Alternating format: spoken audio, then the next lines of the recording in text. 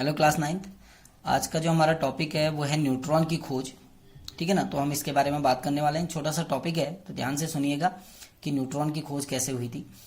तो अभी तक हमने बात की प्रोटॉन और इलेक्ट्रॉनों की खोज।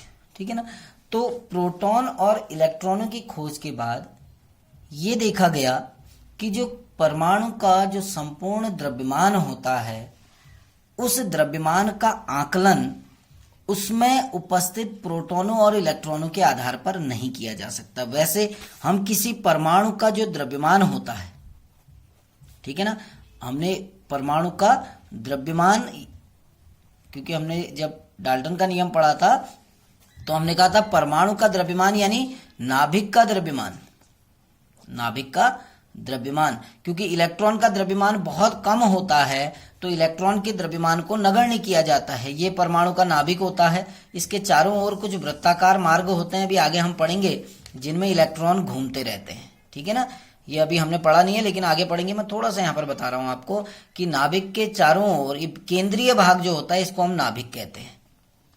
ठीक है ना, इस नाभिक के चारों ओर कुछ वृत्ताकार मार्ग होती हैं जिनको ऑर्बिट कहते हैं, इनको इलेक्ट्रॉन की कक्षा कहा जाता है। ठीक है ना, तो इलेक्ट्रॉन अपनी कक्षा में घूमते रहते हैं और प्रोटॉन जितने भी हैं वो सबके सब कहाँ रहते हैं? नाभिक में। प्रोटॉन कहाँ रहते हैं? नाभिक में। और नाभिक के चारों ओर कुछ वृत्ताकार मार्ग होते हैं जिन मार्गों में इलेक्ट्रॉन लगातार घूमते रहते हैं।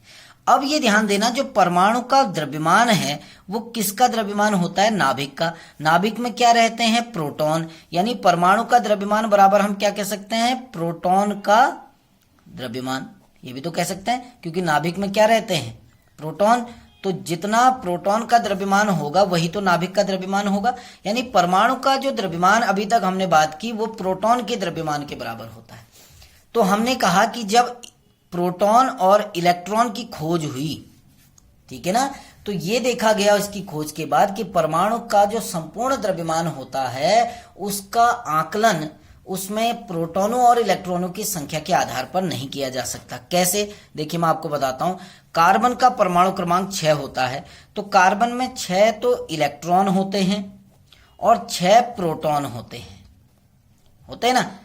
अब ये ध्यान रखना, ये कार्बन का नाभिक है, इस नाभिक में 6 प्रोटॉन रहे, इसके चारों ओर कुछ वृत्ताकार मार्ग हैं जिनमें इलेक्ट्रॉन रह रहे हैं। 6 इलेक्ट्रॉन हो गए, 1 2 3 4 5 6, है ना। और 6 प्रोटॉन कहाँ हैं? नाभिक में।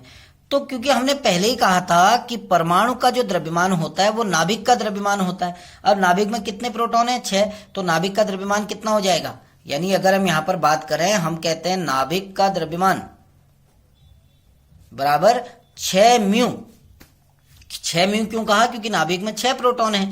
नाभिक का द्रव्यमान 6 म्यू है तो कार्बन का द्रव्यमान भी कितना होना चाहिए? 6 म्यू। लेकिन कार्बन का जो द्रव्यमान होता है, कार्बन का वास्तविक द्रव्यमान जो होता है वो 12 म्यू होता है।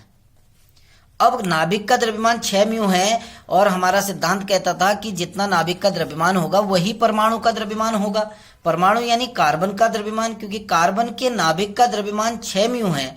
मैं यहां पर लिख देता हूं, कार्बन के नाभिक का द्रव्यमान 6 म्यू है तो कार्बन का परमाणु द्रव्यमान कितना होना चाहिए? 6, लेकिन कार्बन का परमाणु द्रव्यमान कितना होता है? 12। तो ये आया कि परमाणु के नाभिक में प्रोटॉन के साथ साथ कुछ अन्य पदार्थ भी हैं, क्योंकि अगर खाली प्रोटॉन होते तो इसका द्रव्यमान कितना होना चाहिए था? 6, लेकिन इसका परमाणु द्रव्यमान 6 नहीं होता, इसका परमाणु द्रव्यमान कितना होता है? 12। यानी परमाणु के नाभिक में 6 तो प्रोटॉन है, उसके साथ 6 कोई अन्य कण भी हैं। अब वो क्या है हमें नहीं पता, इसीलिए मैंने क्वेश्चन मार्क लगा दिया।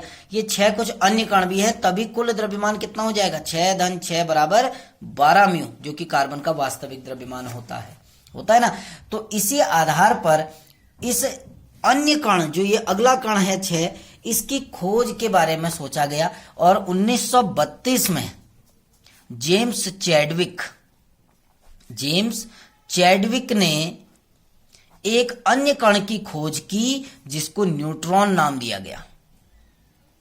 न्यूट्रॉन नाम दिया गया इसको। ये अब एक नया कण खोजा गया जिसको न्यूट्रॉन नाम दिया गया। ठीक है ना।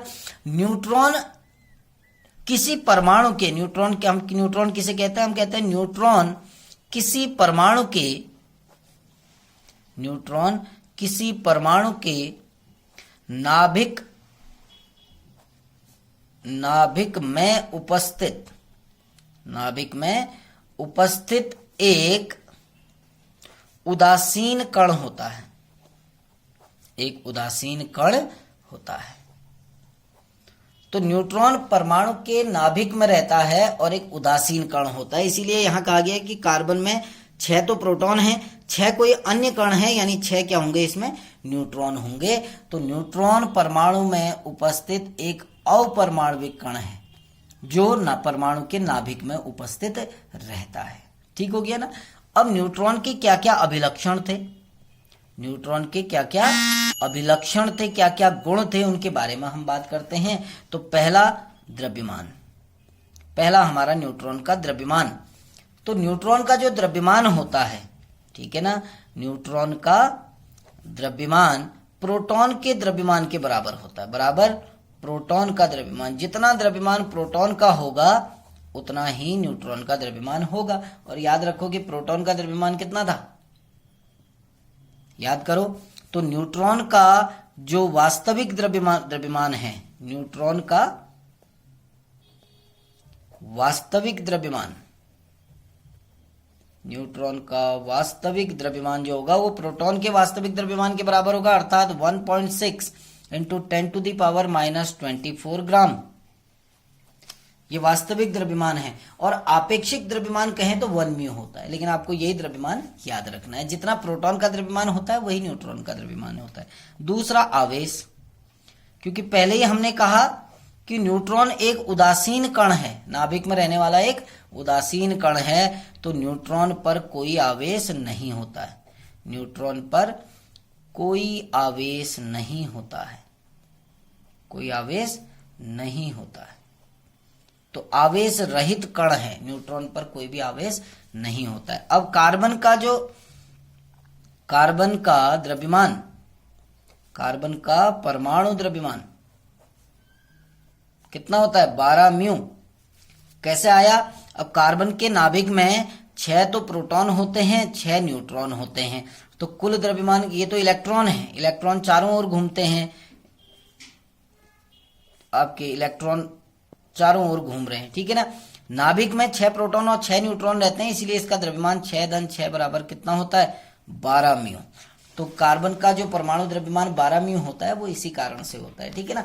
तो हमने तीनों की खोज पढ़ी, इलेक्ट्रॉन, प्रोटॉन और न्यूट्रॉन की। कल हम परमाणु की संरचना के बारे में पढ़ेंगे कि कौन कौन से मॉडल आए थे, टॉमसन का मॉडल, रदरफोर्ड का मॉडल, उनके बारे में हम बात करेंगे। Thank you.